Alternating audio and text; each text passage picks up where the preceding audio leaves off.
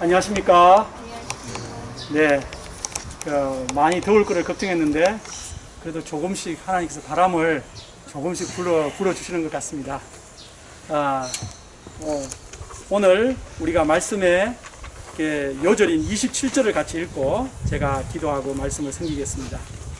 27절 시작. 그 사람들이 놀랍게 여겨 이르되 이가 어떠한 사람이기에 바람과 바다도 순종하는가 하더라. 고마우신 하나님 아버지, 코로나의 어려운 가운데서도 저희 관악칠구를 사랑하시고 이렇게 매주마다 야외 하나님께서 창조하신 자연세계에 나와서 하나님을 마음껏 예배할 수 있게 하시는 은혜를 감사합니다. 주님께서 이 시간도 또 마태복음 말씀을 통해서 저희 심령에 우리 예수님이 어떠한 분이신지 더 깊이 알아갈 수 있도록 도와주시기를 간절히 기도합니다. 주의 성령께서 함께하사 이 부족한 자가 예수님을 잘 드러내는 말씀 섬길 수 있도록 도와주시옵소서. 이 모든 말씀 우리 구주 예수님 이름으로 기도합니다. 아멘. 우리는 지난 시간 우리들의 연약한 것을 담당하시고 병을 짊어지신 예수님을 통해서 은혜를 받았습니다. 오늘 말씀의 앞부분은 제자의 자세, 뒷부분은 광풍을 잠잠케 하시고 두 광인을 구원하신 사건입니다.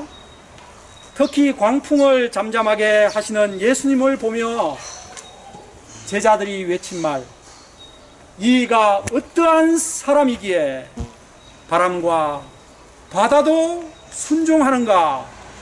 이 말씀을 깊이 생각해 보고자 합니다. 예수님이 어떠한 사람입니까? 이 시간 예수님이 얼마나 대단한 분이신지 바로 배우고 우리가 예수님을 제대로 알고 따르는 예수님의 참 제자들이 될 수 있기를 기도합니다. 이 말씀을 생각하며 오늘 말씀의 타이틀을 이가 어떠한 사람이기에 이걸로 잡았습니다. 우리 예전에 우리 두 형께서 학생 때 성경을 공부하면서 예수 이 사나이가 누구인가?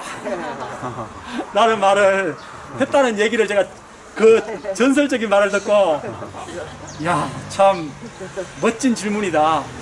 이 사나이에 대해서 궁금하셨다는 거죠. 예. 그래서 이제는 이 사나이를 위해서 사는 멋진 사람이 되었습니다. 예, 우리도 오늘 이가 어떠한 사람이기에 예수님을 바로 알면 예수님을 위해 안 살 수가 없습니다. 자, 우리 함께 18, 19절을 같이 읽어봅시다. 시작. 예수께서 무리가 자기를 에워싸 미는 것을 보시고 건너편으로 가기를 명하십니다. 한 서기관이 나와 예수께 아뢰되 선생님이여 어디로 가시든지 저는 따르겠습니다. 예수님께서 많은 병자들을 고치시자 무리들이 예수님을 얼마나 찾아오는지 에워쌌습니다. 예수님을 포위했어, 포위. 예, 이에 예수님께서 제자들에게 갈릴리 바다 건너편으로 건너가자고 하셨습니다. 그때 한 서기관이 나와 말했습니다. 선생님이여 어디로 가시든지 저도 따르겠습니다. 저도 배에 태워주세요. 한 것입니다. 예, 서기관, 스크라이버, 성경을 가르치고 성경 필사본을 만드는 사람들이었습니다. 이런 성경 전문가가 제자가 되겠다고 한 것은 Thank you so much 라고 해야 되는 일 아닙니까? 또 어디로 가시든지 예, 그곳이 아골골짝 빈들 이라도 가겠다고 하니 이 자세가 얼마나 좋습니까? 그런데 예수님은 이 서기관에게 웰컴 하지 않으셨습니다. 우리 20절 같이 읽어볼까요? 시작. 예수께서 이르시되 여우도 굴이 있고 공중의 새도 인자는 머리 둘 곳이 없다 하시더라. 여우도 새도 다 자신들의 보금자리가 있어서 잠잘 때에는 그 보금자리에서 안식을 누립니다.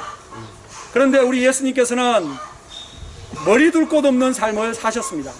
공생의 기간 예수님은 산에서 들에서 또 바다에서 그리고 갈릴리 지역, 사마리아 지역, 유대 지역 그리고 이방 지역에까지 다니시며 두루 천국 복음을 전파하신다고 안정된 거처가 없어졌습니다. 사람은 누구나 안정된 거처를 원합니다. 전셋집을 찾아 계속 이사를 해야 하는 사람들은 내 집 마련의 꿈이 간절합니다.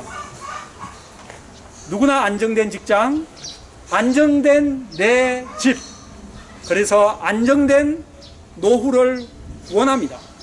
그런데 예수님은 제자가 되고 싶다고 하는 서기관에게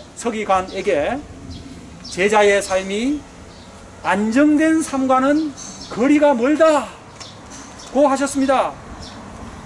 예수님은 그 본체가 하늘나라 하나님의 영광 중에 계신 분이셨습니다.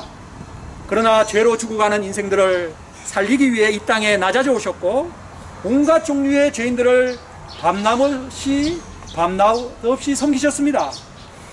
그렇게 섬기신다고 어떨 때는 식사할 겨를도 없었고 제대로 주무시지도 못하셨습니다. 예수님의 공생애는 한마디로 머리 둘 곳 없는 삶이셨습니다. 예수님의 제자의 길은 바로 이 예수님의 발자취를 따라가는 삶입니다. 낮아짐과 섬김을 통해 예수님의 마음을 배우고 예수님의 아름다운 인격을 닮아가는 것입니다. 그러므로 세상 성공을 위해 제자의 길을 가면 안 됩니다. 명예를 위해 세상 명예를 바라보며 제자의 길을 가도 안 됩니다. 부자가 되기 위해 제자의 길을 가도 안 됩니다. 나의 시큐리티 보장을 위해서 제자의 길, 목회의 삶을 살면 안 됩니다. 오직 예수님께서 가셨던 그 섬김의 길을 따라갈 때 우리 안에 예수님의 향기가 나고 예수님의 아름다운 형상이 빚어질 줄 믿습니다. 저는 예수님께서 머리 둘 곳 없는 삶을 사신 것을 생각할 때 제 자신이 너무 풍족한 삶을 살고 있는 것이 죄송스러운 마음이 듭니다. 누구는 말하기를 오늘날 21세기를 사는 우리들의 삶은 조선시대 왕보다 더 나은 삶이다 라는 말을 했습니다. 일리가 있는 말이죠. 예, 조선시대 왕보다 더 우리가 편리하게 참 살지 않습니까? 제게는 비록 전셋집이긴 하지만 크고 좋은 집이 있습니다. 그래서 하영이 세안이가 둘의 학교에서 와도 각자 한 방씩 쓸 수 있습니다. 그리고 사랑자매님도 틈틈이 우리 집에 와서 주무실 방도 있습니다. 또 지난주에는 제 처남이 K7 자가용을 무료로 주었습니다. 자기가 이제 10년 썼다고 무료로 줬습니다. 이렇게 결혼을 잘하면 이런 일도 생깁니다. 또 조만간 우리 관악 7부가 멋진 센터가 세워질 것입니다. 참으로 제가 생각할 때 부족한 것이 아무것도 없습니다. 또 우리 사랑하는 관악 7부 이 20명 남짓되는 공동체가 한 분 한 분이 너무 아름답습니다. 제가 머리 둘 곳 없이 사신 예수님을 생각할 때 좀 죄송스러운 마음이 듭니다. 그러므로 제가 머리 둘 곳 없는 삶을 사신 예수님을 늘 생각하며 더 낮아져 섬기고 더 순수하게 예수님의 발자취를 따라갈 수 있기를 기도합니다. 21절을 같이 읽었습니다. 시작.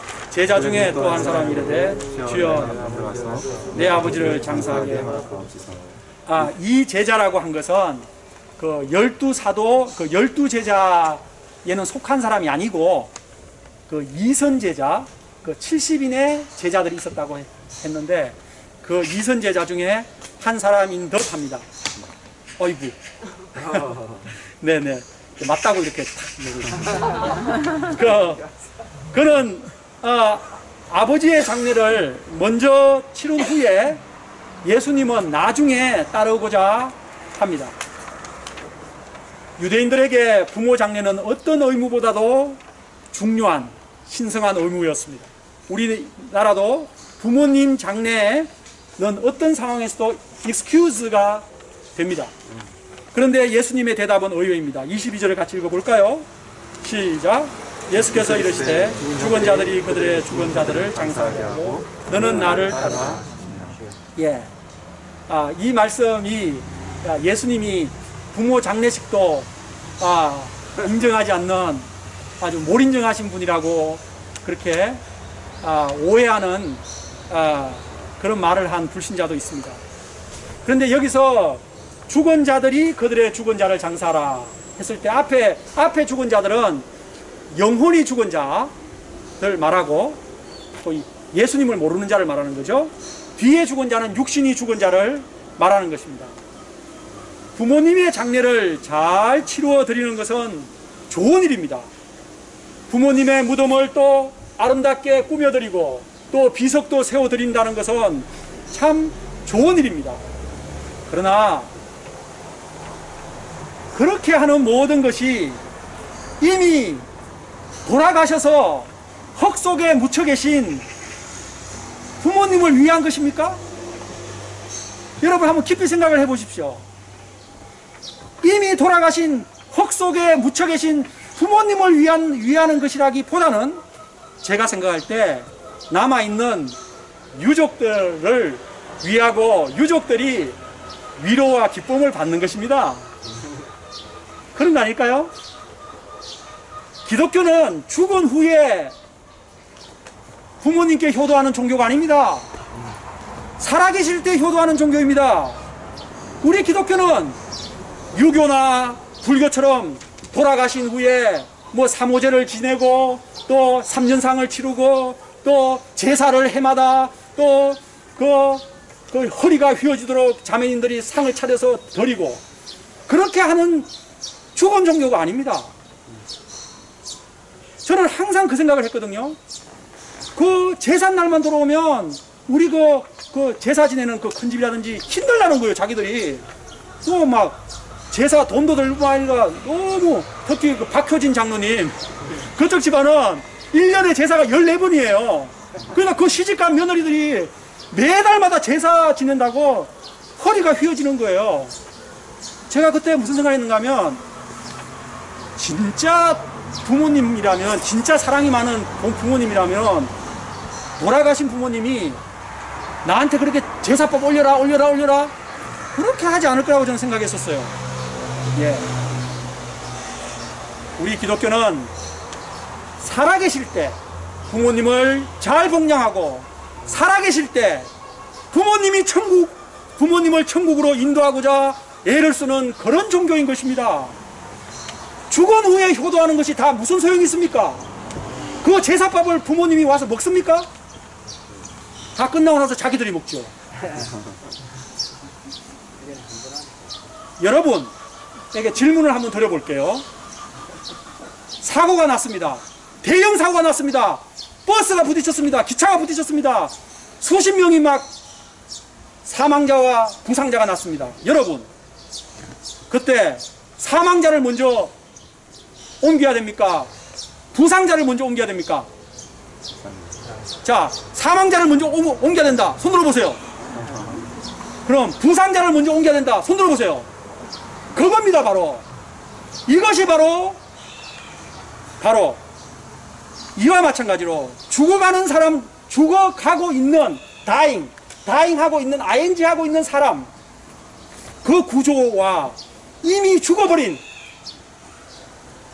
사람을 장례하는 것, 무엇이 먼저입니까?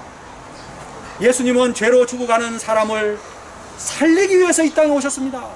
그러므로 예수님의 제자인 우리들도 사람의 죽어가는 다잉하고 있는 사람을 살리는데 포커스를 맞춰야 하는 것입니다.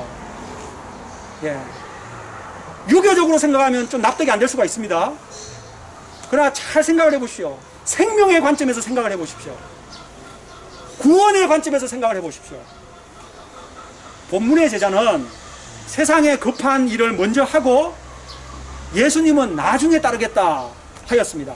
그런데 세상에 급한 일은 끝이 없는 법입니다. 예, 급한 일의 세계가 얼마나 깊고 심오한지 아십니까? 아버지 장례를 마치면 그 다음 어머니 장례를 치러야 합니다. 그거를 마치면 자기 장가도 가야 합니다. 소도 사야 합니다. 밭도 사야 합니다. 그렇게 급한 일들을 먼저 다 하고 나서, 그리고 예수님을 따르는 일을 뒷전으로 미루면 한 번도 예수님을 제대로 따라보지 못하게 되는 것입니다. 많은 교회에 많은 사람들의 그 장로님과 집사님들의 자녀들이 나 교회를 대학 합격하고 나서부터 잘 갈게.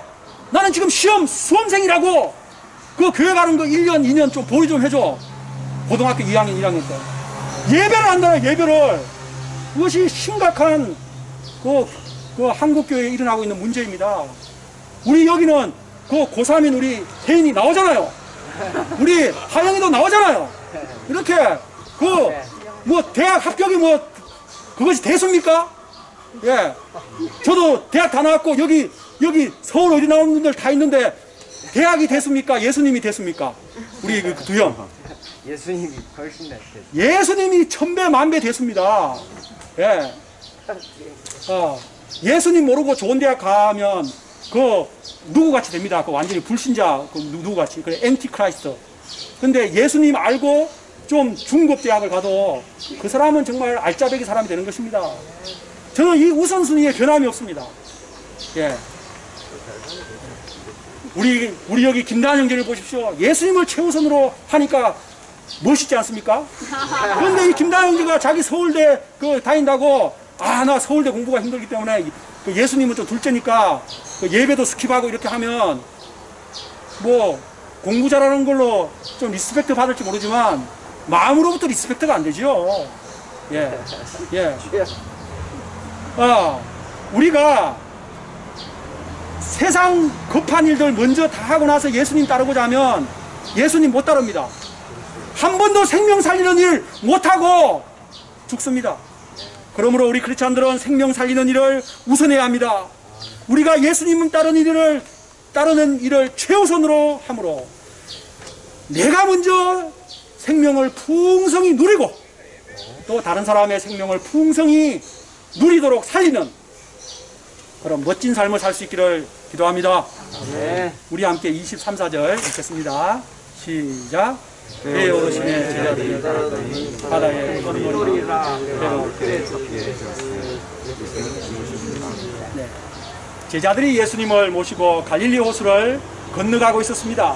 그런데 바다 중간쯤에서 큰 파도가 일어나 배가 잠기게 되었습니다.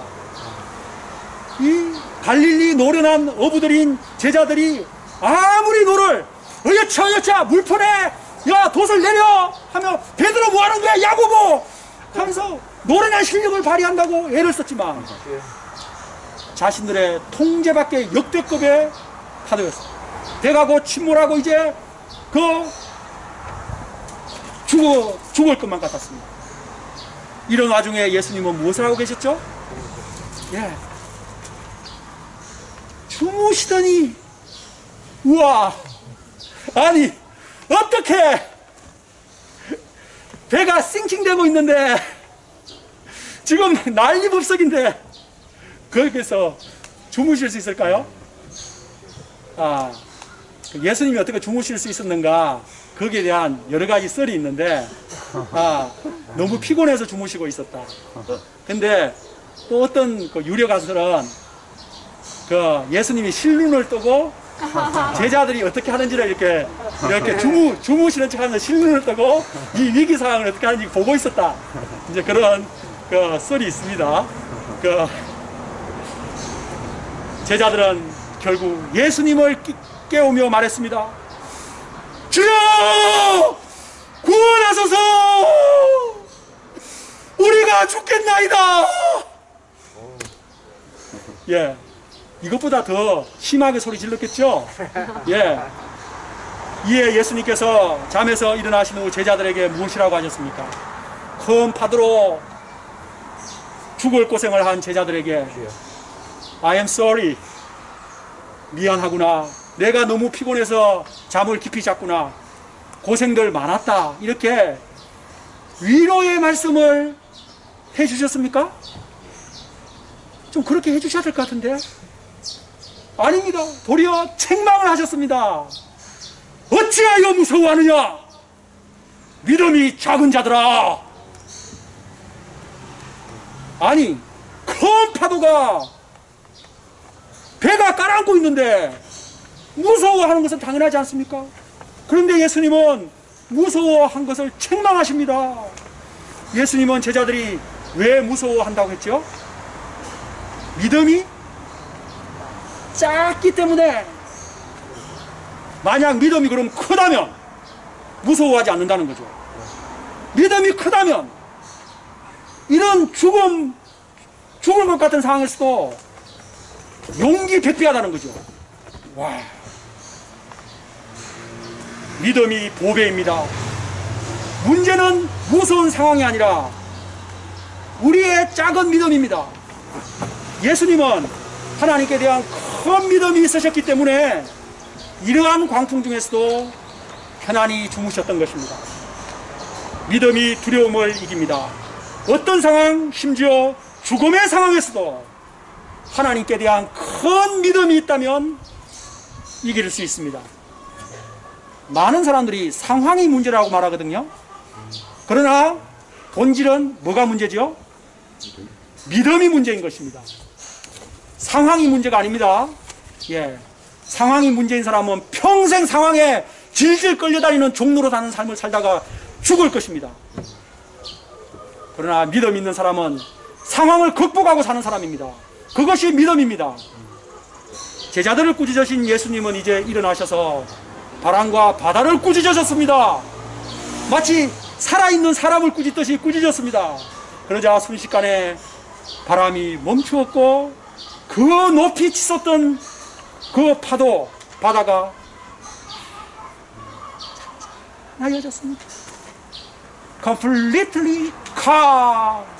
Completely calm. 마치 난폭했던 호랑이가 순한 양처럼 되었습니다. 와, amazing! 놀랍지 않습니까? 그때 제자들의 반응이 무엇입니까? 27절 요절이죠. 읽어볼까요? 시작. 그 사람들이 놀랍게 여기려되 이가 어떠한 사람이기에 바람과 바다도 순종하는가 하더라. 말씀 한마디로 광풍과 사납게 뛰노는 파도를 하게 하십니다. 이 예수님은 누구이십니까? 누구이십니까? Who is Jesus? Jesus is Creator. 아멘. Jesus is God, living God. 예. 그 무섭게 뛰놀던 파도와 바람의 주인, 오너. 예. 주인을 알아본 강아지처럼 바람과 바다가 자신을 창조한 주인을 알아보고 적각, 예스! 순종한 것입니다. 우리의 믿음의 대상이 바로 이런 분이십니다. 믿음이 무엇입니까? 하나님을 믿는 것입니다. 살아계신 하나님을 믿는 것입니다. 살아계신 하나님이 나의 주인이요 나의 아버지로 믿는 것입니다. 예수님을 창조주요 하나님으로 믿는 것입니다. 그리고 예수님을 바람과 바다보다 더 크신 분으로 믿는 것입니다. 예수님을 세상의 그 무엇보다도 크게 크신 분으로 믿는 것입니다. 예수님을 크게 보면 세상은 작아 보입니다. 예수님을 크게 보면 바람과 바다가 작아 보입니다. 예수님을 크게 보면 문제가 작아집니다. 그리고 마음의 두려움도 작아지고 나중에는 사라집니다. 예수님은 만유보다 크신 분이십니다. 우리가 예수님을 크게 볼 수 있기를 기도합니다. 네. 그런데 꼭 이거를 반대로 하는 사람이 있어요. 문제를 크게 보고요. 그렇게 되면 어떻게 되죠? 예수님은 온데간데 없어요.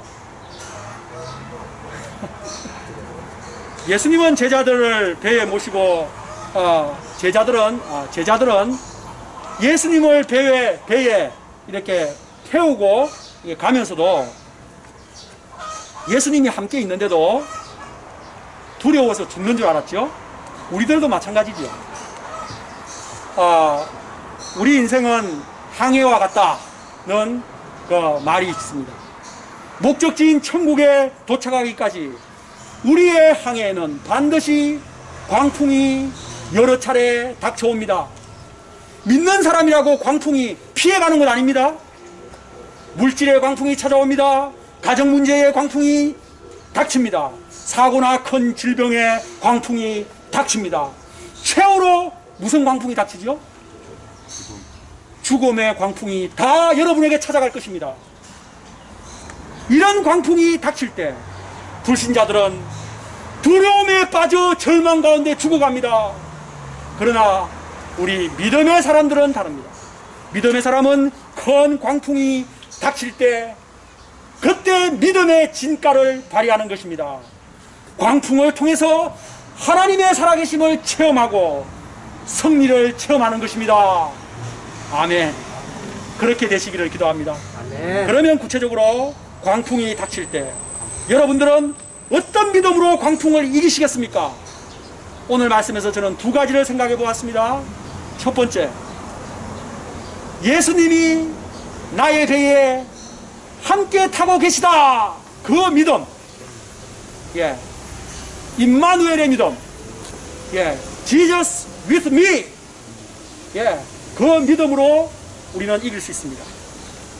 바람과 바다를 창조하신 하나님, 만유의 주인 되신 예수님께서 나의 배에 함께 타고 계십니다. 우리 현숙 자매님의 인생의 항해의 배에 예수님이 함께 타고 계십니다. 예수님이 나와 함께 내 인생의 항해의 배에 함께 타고 있는데 무엇이 두렵습니까? 나 혼자 죽을 살동 나 혼자 하는 것이 아닙니다. 여러분, 우리 시골 출신들에게 물어보겠습니다. 제가 시골이니까 메시지 쓸 때 도움이 많이 돼요. 시골에서 무엇도 자기 집 앞에서는 50점 먹고 들어간다. 우리 또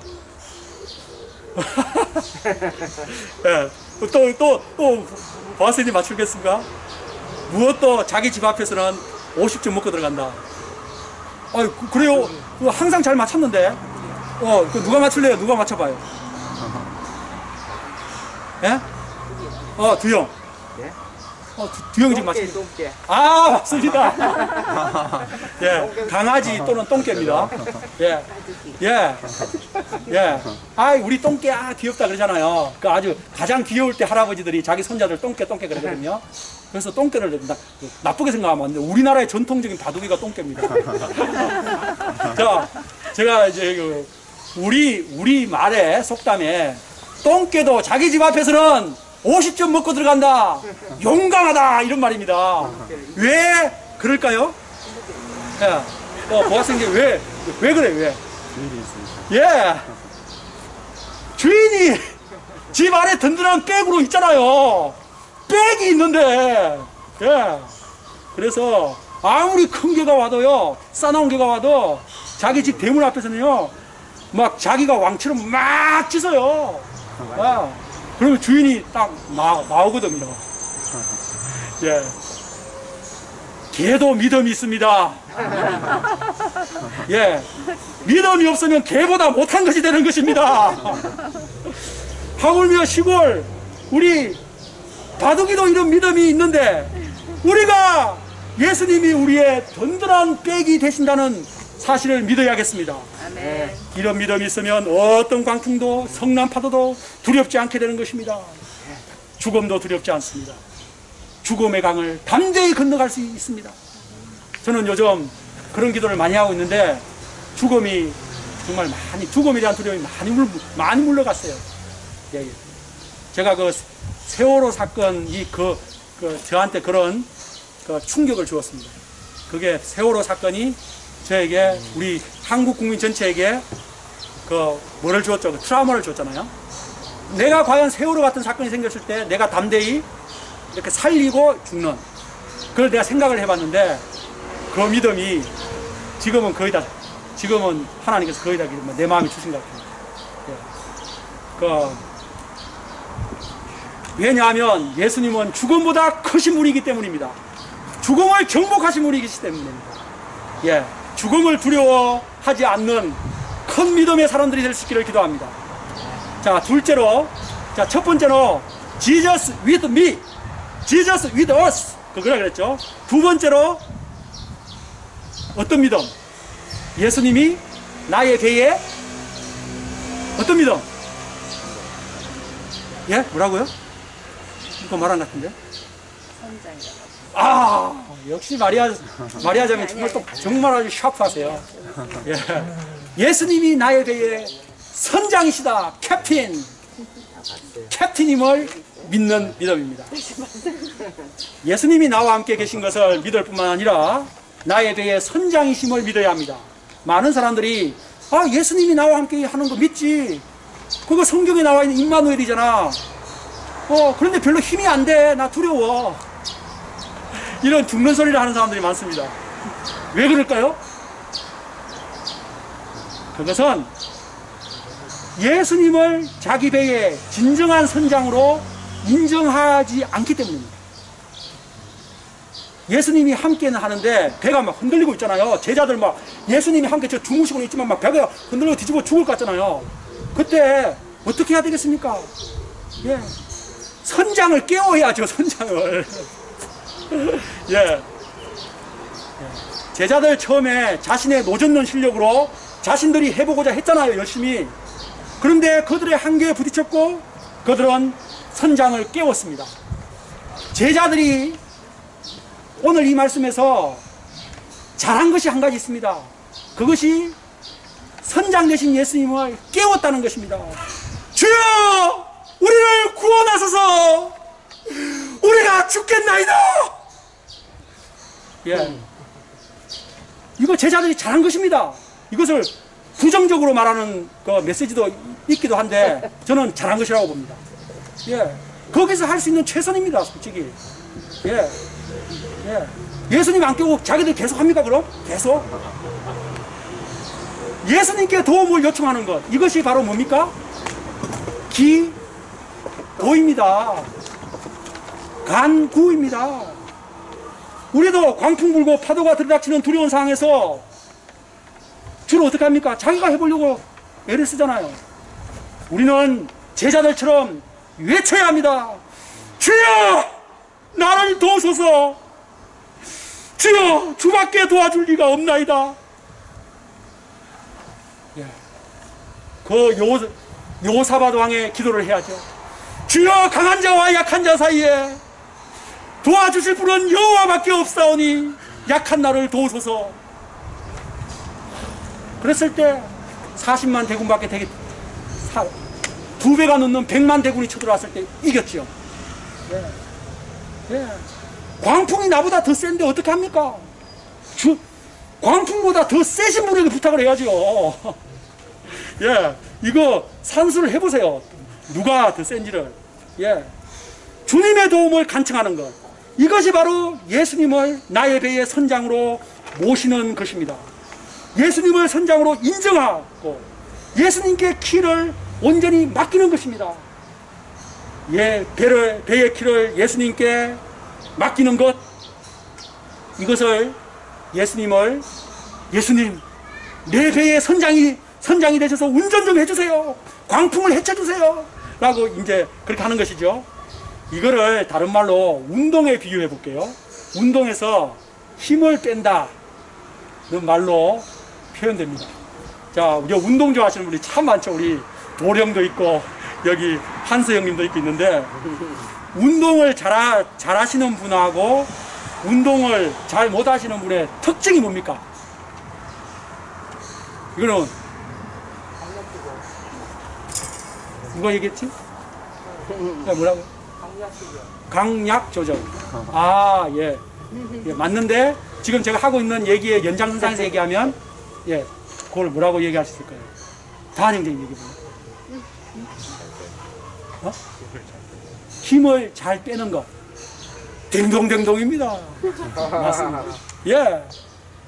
한마디로 힘을 뺄 줄 아는 사람과 힘을 뺄 줄 모르는 사람, 그것이 운동을 잘하는 사람과 살 차이예요. 도령 맞죠? 예. 과거 우리들은 내 인생의 배를 내가 운전하려고 잔뜩 팔에다가 힘을 주고 근육을 주고 막 오른쪽 왼쪽 이렇게 막 운전을 했죠. 예수님께서 야야야 요수아야 오른쪽으로 가라 하는데 아니에요 예수님 왼쪽이에요 하면서 이렇게 하니까 더 힘들죠. 예수님 쪽 예 하면서 힘을 주는 겁니다. 그러나 믿음이 성장하고 믿음이 생기게 되면 예수님이 나보다 훨씬 배를 잘 운전하신다는 것을 믿고 예수님 열쇠 가져가세요. 예수님이 운전하세요 하면서 예수님께 열쇠를 드리는 것입니다. 그리고 힘을 자기는 쭉 빼고 저는 편안히 앉아 있을게요 하면서 의자에 앉아서 예수님이 인도하시는 대로 그냥 따라가는 것입니다. 그러면 평안이 찾아오고 항해가 스무스해집니다. 우리가 항해 중에 예수님을 선장으로 인정하고 선장 되신 예수님께 내 인생의 키를 맡길 수 있기를 기도합니다. 예, 힘들 때 선장 되신 예수님을 부러지십시오. 선장 되신 예수님, 내 선장이시지 않습니까? 선장 예수님 운전해달라고 부러지십시오. 자, 우리 마지막 말씀 보겠습니다. 28절 같이 읽겠습니다. 시작. 또 예수께서 건너편 가다라 지방에 가시니 귀신 들린 자 둘이 무덤 사이에 예수를 만나니 그들은 못이 사나워 아무도 길로 지나갈 수 없었습니다. 광풍을 헤치고 가다라 지방에 도착하셨을 때 귀신 들린 자 둘이 예수님을 맞이했습니다. 그들은 사람들과의 관계성을 떠나서 무덤 사이에 살았습니다. 그들은 마치 괴물처럼 몹시 사나워 그 길로 아무도 지나갈 자가 없었습니다. 그러나 예수님은 이런 황폐한 두 영혼을 사랑하사 그들을 만나고자 그 광풍을 뚫고 이곳까지 오신 것입니다. 이에 그들 안에 있는 귀신의 세력이 괴로워서 소리를 질렀습니다. 어떻게 소리 지었을까요? 이거 좀 표현을 해야 되는데. 하나님의 아들이야! 우리가 당신과 무슨 상관이 있나이까? 때가 이르기 전에 우리를 괴롭게 하려고 여기 오셨나이까? 하면서 이렇게 귀신은 예수님을 하나님의 아들로 귀신같이 알아보았습니다. 그러나 예수님과 관계 맺는 것을 극도로 괴로워했습니다. 그리고 자신들을 쫓아내시려면 돼지떼에게 보내달라고 강구했습니다. 이에 예수님께서 가라! 하자 귀신들이 돼지떼에게로 들어갔습니다. 그러자 조용히 먹이를 먹고 있던 돼지들이 괴로워 미쳐 날뛰기 시작했습니다. 그리고 비탈로 내리달아서 바다로 다이빙을 해서 다 몰사했습니다. 마가복음에 의하면 그 돼지의 수가 군대, 곧 여단급 규모. 지난번에 한번 제가 군대에 대해서 그 군대 규모를 좀 말씀드렸는데 여단급 규모는 최소 2,000명, 최대 5,000명, 그 2,000명에서 5,000명 사이의 규모입니다. 얼마나 많은 귀신떼가 그 두 사람에게 달려붙어 있었던 것입니까? 예수님은 귀신 들린 두 사람을 살리기 위해 엄청난 돼지떼를 희생하신 것입니다. 돈으로 따지면은 뭐 억 단위. 그 10억 단위가 될 것입니다. 그런데 이 일로 예수님은 그 지방에서 쫓겨나야 했습니다. 가다라 사람들은 귀신 들린 두 사람이 정상적으로 회복이 되어 아주 그것을 기뻐하지 않았습니다. 무엇보다도 귀신 들린 두 사람을 건강하게 회복시켜 주신 예수님께 눈꼽만큼도 관심이 없었습니다. 오직 죽은 돼지떼로 인해 경제적 손실이 몇 억인가? 아니 우리 지금 경제적 손실이 지금 마이너스 지금 5%다. 지금 마이너스 5억이다. 아니 이 예수 때문에 지금 하면서 이런 지금 또라이 2명 살리려고 지금 우리가 5억을 낭비해야 돼? 그러면서 막 그렇게 이 가나라 사람들의 이런 모습은요 물질주의에 병든 비인간화된 모습입니다. 물질주의에 병들어 비인간화된 가다라 사람들의 모습은 오늘날 이 자본주의 시대 사람들의 모습이라고 할 수 있습니다. 요즘 코로나로 인해 미국은 12만 5천 명이 죽었고 전 세계에는 벌써 45만 5천 명이 죽었습니다. 중국이라든지 남미는 통계가 정확하게 잡히지 않기 때문에 실제로는 사망자 수가 더 많은 것입니다. 이런 상황 가운데 각국은 경제 재개를 어떻게 할 것인가 지금 이거 고심하고 있습니다. 어제 그룹 바이블 스터디 때 우리 마리아 자매님이 코로나로 인해서 하나님께 감사한 점도 많은 것 같아요. 또 어려운 점도 있지만 감사한 점도 많은 것 같아요. 그래서 제 심령에 은혜가 되었습니다. 우리가 코로나 때문에 지금 야외 예배를 계속 드릴 수 있는 것도 감사한 거 아닙니까? 예. 이번 코로나를 통해 하나님께서 주시는 많은 메시지가 있습니다. 어떤 목사님은 코로나가 주는 메시지는 대형 교회를 지향하고 작은 교회를 지향하라. 지향하고 지향하라는 하나님의 메시지라고 하였습니다. 또 어떤 서울 시민은 코로나 때문에 중국의 공장들이 휘자 봄철에 파란 하늘이 나타나고 참 미세먼지가 없어서 야외 활동하기가 너무 좋다. 언제 우리가 이렇게 매일마다 밖에 나올 수가 있었느냐 하면서 오히려 코로나 기간이 더 길어지면 좋겠다 라고 하는 그 서울대 학생이 자루수길에 가면서 얘기한 걸 들었습니다. 예. 저는 이번 코로나가 인간의 탐욕에 대한 하나님의 징계라는 생각을 해봅니다. 오존층이 파괴되어 가고 빙하가 급속히 녹아 지구온난화가 위험한 상황인데도 인간의 탐욕이 멈출 줄을 모릅니다. 예수님께서 재림하지 않아도 지구가 스스로 종말을 향해 가고 있습니다. 이에 하나님께서 강제로 절제하도록 스탑 사인으로 코로나를 주신 점이 있다고 생각합니다. 다시 회복되고 있어요. 생명들이 살아나고 있어요. 공기가 회복되고 있어요. 그리고 무엇보다 사람들의 본질적인 가치가 회복되고 있습니다. 인간의 탐욕은 끝이 없습니다. 탐욕은 다름 아닌 돈이죠. 3만 달러 시대가 되고 먹고 살만하지만 나누려고 하기보다 더 가지려고 싸웁니다. 더 돈을 벌기 위해서 무엇이든지 하려고 합니다. 사람을 생각할 때도 돈과 관련지어 생각합니다. 돈 때문에 사람을 혹사시키고 돈 때문에 싸우고 돈 때문에 해칩니다. 사람은 그러나 돈과는 비교할 수 없는 차원의 소중한 존재입니다. 예수님은 귀신 들린 사람, 가다라 사람들이 또라이라고 한 그 두 사람, 하나님의 형상을 가진 고귀한 존재로 보셨습니다. 그래서 그들을 살리기 위해 어떤 희생도 치르신 것입니다. 하나님은 한 생명을 온 천하보다 귀하게 여기십니다.